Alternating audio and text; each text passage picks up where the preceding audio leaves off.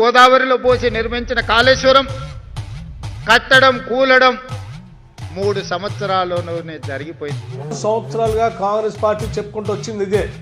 ఉదాహరణకి కాళేశ్వరం ప్రాజెక్టు ఓ పెద్ద స్కామ్. ఇది కాళేశ్వరం ప్రాజెక్టు నాశనం చేసి పెట్టింది.